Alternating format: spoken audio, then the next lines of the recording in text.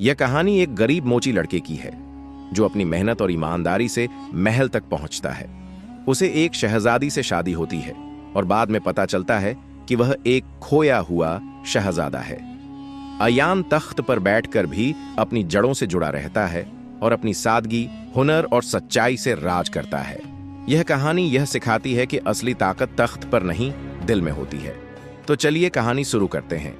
लखनऊ के पुराने इलाके में एक तंग सी गली थी जहां छतें इतनी पास थीं कि एक छत से दूसरी पर छलांग लगाना बच्चों का खेल था। वहीं एक मोची का छोटा सा टपरा था, पुराना, टूटा फूटा मगर हमेशा आबाद। उस टपरे में काम करता था 17 साल का एक लड़का, अयान। अयान की आंखों में हमेशा चमक रहती थी।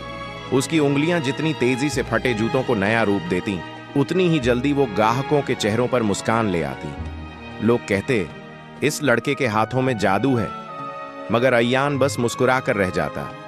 अयान अनाथ था। उसे पालने वाली उसकी नानी अब बिस्तर पर पड़ी रहती थी। अयान सुबह सुबह नमाज पढ़कर नानी को दवा देता, फिर अपनी छोटी दुकान पर बैठ जाता। काम से समय निकालकर वह किताबें पढ़ता, पुरानी धूल लगी किताबें जो उसने कबाड़ी से खरीदी थीं।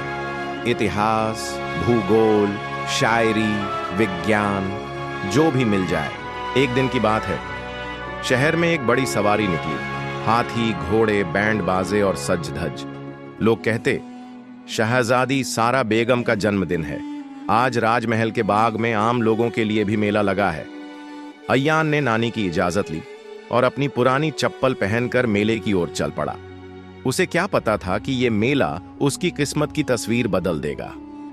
राजमहल के बाहर बसा मेला किसी और ही दुनिया जैसा लग रहा था। रेशमी झंडियां लहरा रही थीं, ईतर की खुशबू हवाओं में घुली थी और हर कोने से बाजों की आवाज आ रही थी। अयान ऐसे मेले में पहली बार आया था जहां अमीरों के बच्चे सोने की पिचकारी से रंग खेल रहे थे और गरीब बच्चों की आंखों में सिर्फ तमन्ना थी। अयान किसी झूले पर नहीं बैठा, न ही कोई मिठाई खाई। उसकी नजरें हर चीज को जैसे दिल में उतार लेना चाहती थीं। इसी बीच एक कोने में भीड़ जमा हो गई। लोग कहने लगे, शहजादी आ रही हैं। अयान भी भीड़ की तरफ खींचता चला गया। तभी उसने पहली बार देखा सारा बेगम को। नीला झिलमिलाता लहंगा, मोती जरा दुपट्टा और चेहरे पर हल्की सी मुस्कान। शहजादी पास से गुजरी और अचानक उनके पांव का एक जूता उतर गया। नौकर चाकर घबराए, किसी को झुकने की हिम्मत नहीं हो रही थी। अयान ने बिना सोचे झुककर जूता उठाया और घुटनों के बल बैठकर आदब से आगे बढ़ाया। उसके हाथ साफ थे, आंखों में कोई लालच नहीं, बस इज्जत थी। शहजादी ने जूता लिया, नजरें उठाईं और अयान को देखा। एक पल को जैसे कुछ ठहर गया। तुम मोची हो? शहजादी ने धीमे से पूछा। अयान ने सिर हिलाया। जी, अयान नाम है मेरा। सारा बेगम मुस्कुराई। तुम्हारे जैसे हाथों को देखकर लगता नहीं कि ये सिर्फ जूते सीते हैं। भीड़ में कानाफूसी होने लगी। अंगरक्षक आगे आए और अयान को दूर हटाने लगे, मगर सारा बेगम ने हाथ उठा दिया। इस लड़के को आने दो। अयान हैरान था। वह सोच भी नहीं सकता था कि जिस शहजादी को लोग दूर से सलाम करते हैं, वह उससे यूं बात करेगी। शहजादी चली गई, मगर जाते जाते उसने पीछे मुड़कर एक बार और देखा।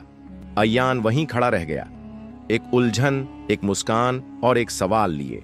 मेले के बाद अयान वापस अपने टपरे पर लौट आया, लेकिन मन वहीं अटका था, शहजादी की नजरों में। वो न कोई सपना देख रहा था, न कोई ख्वाब बुन रहा था, पर जो हुआ था उसे नजरअंदाज भी नहीं कर पा रहा था। अगले दिन जैसे ही उसने दुकान खोली, एक शाही सिपाही घोड़े पर सवार उसके सामने आ खड़ा हुआ। तुम अयान हो? जी। अयान थोड़ा घबराया।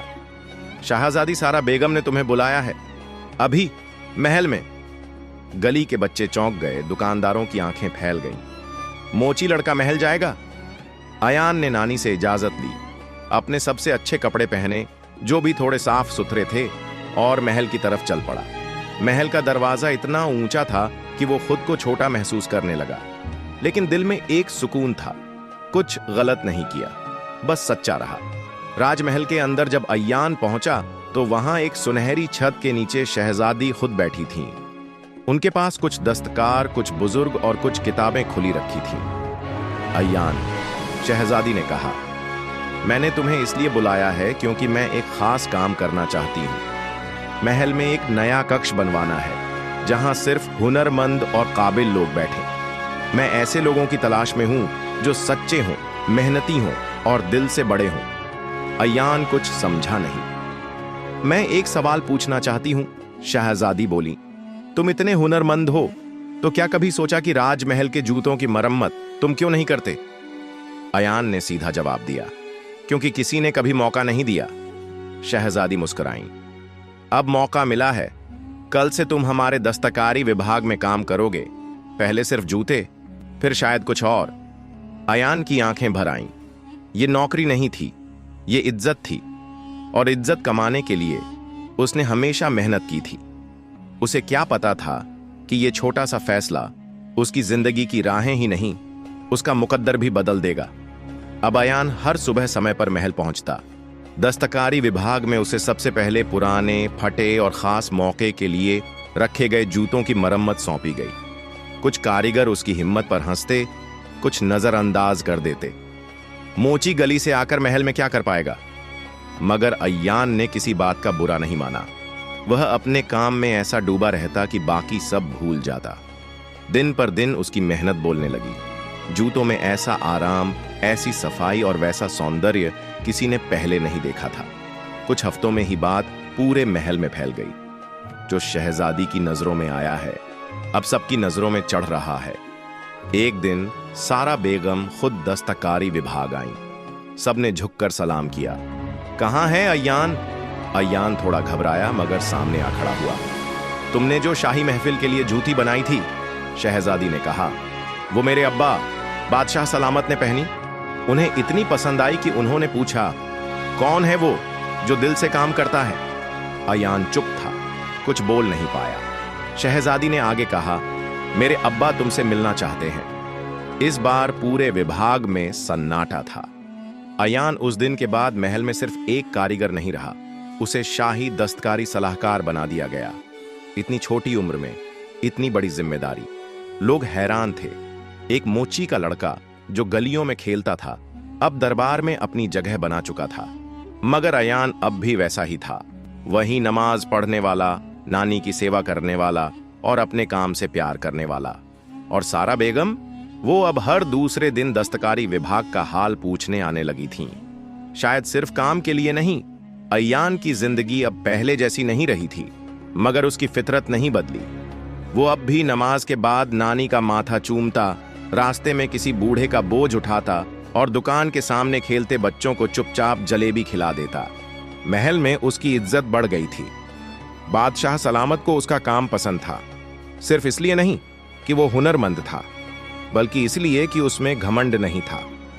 इधर सारा बेगम भी अयान के और करीब होती जा रही थीं। अब वह दस्तकारी विभाग के कामों में दिलचस्पी लेने लगी थीं। कभी रंगों के बारे में पूछती, कभी डिजाइन के बारे में, और कभी यूं ही बातों बातों में अयान से उसकी पसंद नापसंद जानना चाहती। अयान हर बार अदब से जवाब देता, मगर उसके चेहरे पर एक झिझक होती। शहजादी ये सब क्यों पूछती हैं? क्या ये महज दिलचस्पी है या कुछ और? एक दिन की बात है, महल के बाग में बसंत उत्सव का आयोजन था। पूरा महल फूलों से सजाया गया था। शाही मेहमानों की भीड़ थी। सारा बेगम गुलाबी रंग की पोशाक में आई और अयान को देखती ही रुक गईं। तुम्हें पता है, शहजादी ने धीरे से कहा, जब मैं छोटी थी तो एक बार मेरे अब्बा ने कहा था, तू जिस दिन किसी के हुनर में अपना अक्स देखेगी, वहीं तेरा सच्चा हमसफर होगा। अयान चौंक गया। ये बात महज शायरी नहीं थी, उसमें जज्बात थे। क्या आप मुझसे कुछ कहना चाहती हैं? अयान ने हिम्मत जुटाकर पूछा। सारा बेगम कुछ पल खामोश रहीं, फिर बोली, अयान, मैंने बहुत राजकुमार देखे हैं, सोने के कपड़े पहनने वाले, ऊंचे घोड़े पर बैठने वाले, मगर तुम पहले इंसान हो जो अपने काम को इबादत समझते हो, और मैं ऐसे इंसान से जिंदगी बांटना चाहती हूं। अयान को लगा जैसे जमीन हिल गई हो। मगर मैं तो एक मोची हूं, उसने धीमे से कहा। तुम एक मोची नहीं, एक मिसाल हो, शहजादी ने जवाब दिया। शहजादी का हाथ थामने के लिए खून नहीं, नीयत ऊंची होनी चाहिए। अब सब कुछ बदलने वाला था। मगर इस बदलाव से पहले पूरे शहर को हिला देने वाली एक नई चुनौती आने वाली थी। अय्यान और सारा बेगम की नजदीकियां अब महल से बाहर भी चर्चा का विषय बन चुकी थीं। शहर की गलियों में कानाफूसी शुरू हो गई थी। एक मोची का लड़का शहजादी के करीब, कुछ लोग सराहते, लेकिन ज्यादातर लोग ताने कसते।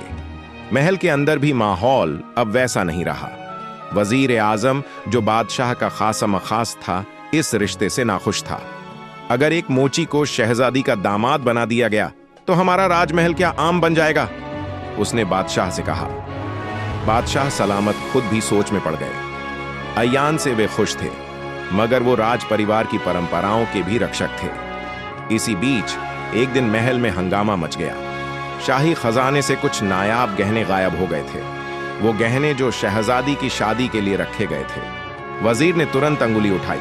जिसे हमने महल के अंदर तक आने दिया, वही सबसे आसान निशाना बन सकता है। अय्यान को हिरासत में लिया जाए। बिना किसी सबूत के अय्यान को शाही पहरेदारों ने बंदी बना लिया। उसे उस कमरे में बंद किया गया जहां रोशनी तक नहीं आती थी।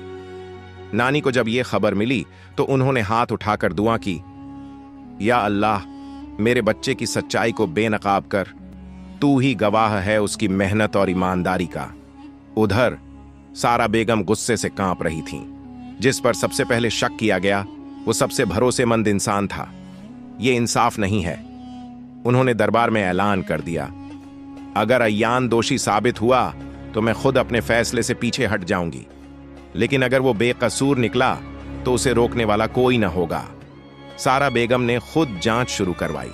एक एक अंगूठी, एक एक दस्तावेज की पड़ताल होने लगी, और फिर एक नौकर की गलती से कुछ ऐसा सामने आया जिससे पूरा महल हिल गया। तीसरे दिन सुबह महल के सुरागरसानों ने तहखाने में काम करने वाले एक पुराने नौकर से पूछताछ की। पहले तो वो कुछ नहीं बोला, लेकिन जब उसे बताया गया कि अगर वह चुप रहा तो उसे भी दोषी माना जाएगा, तो वो कांपते हुए सच उगल बैठा। वो गहने वजीर साहब ने ही उठवाए थे। कहां था? अय्यान को सबक सिखाना है, हम तो बस हुक्म बजा रहे थे। पूरा महल स्तब्ध रह गया। बादशाह सलामत ने उसी वक्त वजीर आजम को दरबार में बुलवाया। शाही दस्तों ने उसे सबूतों के साथ पकड़ लिया। उसकी आंखों में अब घमंड नहीं, सिर्फ डर था। जिसने राजमहल की सबसे पाक रिवायत को ठेस पहुंचाई, वो महल में नहीं, जेल में रहेगा, बादशाह ने ऐलान किया। उसी दोपहर अय्यान को छोड़ दिया गया, लेकिन जब वो बाहर निकला उसके चेहरे पर शिकवा नहीं था। वो सिर झुकाए चुपचाप बाहर आ गया। बादशाह ने उसे बुलाया और कहा, बेटा, तेरे साथ नाइंसाफी हुई, मगर तू झुका नहीं। आज से तू सिर्फ दस्तकारी सलाहकार नहीं, शाही दरबार का सलाहकार भी होगा। महल में तालियों की आवाज गूंज उठी, और फिर सारा बेगम की बारी थी। वो अय्यान के पास आईं और बोलीं, जैसे लोग मोची समझते थे, वो आज हमारे राज के इज्जतदारों में खड़ा है। अय्यान, क्या अब भी तुम्हें लगता है कि तुम मेरे काबिल नहीं? अय्यान की आंखें भर आईं। अब लगता है कि जो रिश्ते अल्लाह जोड़ता है उन्हें कोई तोड़ नहीं सकता। पूरा दरबार खड़ा हो गया। बादशाह ने दोनों के रिश्ते को अपनी मंजूरी दे दी। लेकिन यह कहानी यहीं नहीं रुकती। अभी एक राज और बाकी था जो अय्यान की असली पहचान से जुड़ा था। एक ऐसा सच जो उसे सिर्फ शहजादी का नहीं, एक तख्त का वारिस भी साबित कर सकता था। शादी की तैयारियां पूरे लखनऊ में चर्चा का विषय थीं। महल की दीवारों को नए रंगों से सजाया जा रहा था, और गलियों में हर कोई यही कह रहा था, एक मोची का लड़का अब शहजादी का दूल्हा बनने जा रहा है। लेकिन अय्यान अब भी खुद को छोटा ही मानता था। उसकी नानी ने उसे हमेशा यही सिखाया था, इज्जत सिर्फ ओहदे से नहीं, सीरत से मिलती है। इसी दौरान महल में एक बुजुर्ग दस्तकार आया, बहुत बूढ़ा, झुकी कमर, कांपते हाथ। वो महल की दस्तकारी लाइब्रेरी से कुछ पुराने दस्तावेज देखने आया था। तुम्हारा नाम क्या है बेटे? अय्यान। पूरा नाम? अय्यान बिन राशिद। बूढ़ा कांप गया। उसने अय्यान का चेहरा गौर से देखा। तुम्हारे अब्बा, क्या वो कभी एक कारीगर थे जिनका नाम पूरे अवध में लिया जाता था, जिनकी बनाई हुई तलवारें नवाबों को तोहफे में दी जाती थीं? अय्यान चौंक पड़ा। मैंने उन्हें कभी देखा नहीं। नानी ने बताया था कि एक हादसे में अब्बा अम्मी दोनों की मौत हो गई थी। बूढ़ा आदमी फूट फूट कर रो पड़ा। मैं तुम्हारे अब्बा का साथी था। तुम्हारे अब्बा कारीगर नहीं, अवध के एक गुप्त शहजादे थे। उन्हें एक साजिश के तहत महल से दूर भेज दिया गया था। तुम्हारे खून में एक नहीं, 2 घरानों का खून है, दस्तकारी का भी और शाही रगों का भी। अयान अवाक रह गया। तुम्हारा जन्म सिर्फ एक गलियों में खेलने वाले लड़के का नहीं, एक ऐसे वारिस का है जो तख्त से दूर कर दिया गया था। बात जल्द ही बादशाह तक पहुंची। दस्तावेजों, गवाहों और बूढ़े कारीगर की बातों से साबित हो गया कि अयान एक भटकाया हुआ शहजादा था, एक ऐसा वारिस जो मेहनत से फिर उसी जगह लौटा जहां उसका हक था। अब लोग उसे मोची नहीं, मोजियों वाला शहजादा कहने लगे। लेकिन अयान ने अब भी एक बात नहीं बदली। वो रोज नानी का माथा चूमता और महल में भी सबसे पहले दस्तकारी विभाग ही जाता। जब बादशाह सलामत को यकीन हो गया कि अयान सचमुच उसी खोए हुए शाही खानदान का वारिस है, तो उन्होंने दरबार में ऐलान किया, हमारा उत्तराधिकारी अब अयान होगा। जिसने बिना तख्त के भी खुद को साबित किया, वो ही असली हकदार है। महल में एक बार फिर शहनाइयां बज उठीं, लेकिन इस बार सिर्फ शादी की नहीं, तख्त के उत्तराधिकारी के ऐलान की भी। लेकिन अयान चुप था। उसने बादशाह और सारा बेगम की तरफ देखा और बोला, हुजूर, अगर आप इजाजत दें तो मैं कुछ कहूं। बेशक, अब यह महल तुम्हारा भी है, बादशाह बोले। अयान गहरी सांस लेकर बोला, मैंने जिंदगी में कभी तख्त का सपना नहीं देखा। मैंने हमेशा अपने हुनर से रोजी कमाई और लोगों की दुआ ली। अगर आप मुझे तख्त सौंपना चाहते हैं तो मैं शर्त रखता हूं, मैं वहीं रहूंगा जो हूं। दस्तकारी विभाग मेरा पहला घर रहेगा। हर हफ्ते मैं वहां काम करूंगा। महल में भी वही आदाब होंगे जो बाहर की दुनिया में है, जहां ओहदा नहीं, इंसानियत से पहचान होगी। दरबार में खामोशी छा गई, लेकिन बादशाह की आंखों में गर्व था। आज तूने साबित कर दिया कि तख्त की असली समझ तू ही रखता है। कुछ ही दिनों बाद अयान और सारा बेगम की शादी धूमधाम से हुई। पूरे लखनऊ में दियों की लड़ियां जलीं और महल में भी पहली बार एक ऐसा शहजादा बैठा जिसने कभी चमड़े सी कारखाना देखा था और अब जमीर का बादशाह बन गया था। शादी के अगले दिन अयान फिर दस्तकारी विभाग पहुंचा। उसी पुराने कोने में बैठकर एक गरीब सिपाही के जूते सिल रहा था। किसी ने पूछा, अब तो आप शहजादा हैं, ये सब क्यों? अयान मुस्कुराया, क्योंकि मैं जानता हूं, असली ताज सिर पर नहीं, सर झुकाने में मिलता है। वक्त गुजरता गया। अयान अब तख्त पर बैठ चुका था, मगर उसका अंदाज आज भी वैसा ही था, सादा, ईमानदार और लोगों के दिलों में उतर जाने वाला। उसने महल की बहुत सी रिवायतें बदली। अब दरबार में आने वाले गरीबों को भी वैसी ही इज्जत मिलती थी जैसी अमीरों को। हर महीने महल का एक दरवाजा आम जनता के लिए खोला जाता, जहां अयान खुद बैठकर लोगों की परेशानियां सुनता। अयान ने दस्तकारी विभाग को भी शहर भर के हुनरमंदों के लिए खोल दिया। छोटे छोटे कारीगर अब शाही ऑर्डर पूरा करते थे। उसने शहर भर में हुनर के स्कूल बनवाए, जिसमें मोची, दर्जी, लोहार, लकड़हारे, हर कोई अपने फन से रोजी कमाना सीखता। एक दिन नानी बहुत बीमार हो गई। अयान सब कुछ छोड़कर उनके पास बैठा रहा। नानी ने कांपते हाथों से अयान का माथा सहलाया। मेरा बच्चा अब शहजादा नहीं, लोगों की दुआओं का ताज पहन चुका है। कुछ ही दिनों में नानी अल्लाह को प्यारी हो गईं। अयान ने उन्हें वहीं जगह दफनाया जहां वो बचपन में उनके साथ खेलने जाया करता था, और वहीं एक छोटी सी किताब रख दी जिसमें नानी की दुआएं, उनके सबक और उनके हाथों की महक बसी थी। सारा बेगम अब अयान की सबसे बड़ी ताकत थी। दोनों ने मिलकर एक ऐसा राज चलाया जहां मोहब्बत, इंसाफ और इज्जत को सबसे ऊपर रखा गया। लोग जब अपने बच्चों को कहानी सुनाते तो कहते, एक था मोची का बेटा जिसने अपने फटे हुए जूतों के साथ साथ लोगों के टूटे हुए भरोसे भी जोड़े, और जिसने साबित कर दिया कि तख्त पर बैठने के लिए खून नहीं, इरादा साफ होना चाहिए। और यूं एक मोची का लड़का जो कभी गलियों में टूटी चप्पलों को जोड़ा करता था, आज लोगों के टूटे भरोसे जोड़ने वाला बादशाह बन गया। अयान की कहानी यही बताती है कि अगर नीयत साफ हो और मेहनत सच्ची, तो किस्मत भी रास्ता बदल देती है। अगर आपको ये कहानी सच्ची और दिल से जुड़ी लगी हो तो लाइक जरूर करें। कमेंट करके बताएं कि अयान की किस बात ने आपको सबसे ज्यादा छुआ। शेयर करें इस कहानी को उन लोगों तक जो कभी हार मानने वाले हों। और अगर आप ऐसी ही जमीनी वास्तविक कहानियां सुनना चाहते हैं तो सब्सक्राइब जरूर करें, क्योंकि कहानियां वही जो दिल में उतरें। शुक्रिया।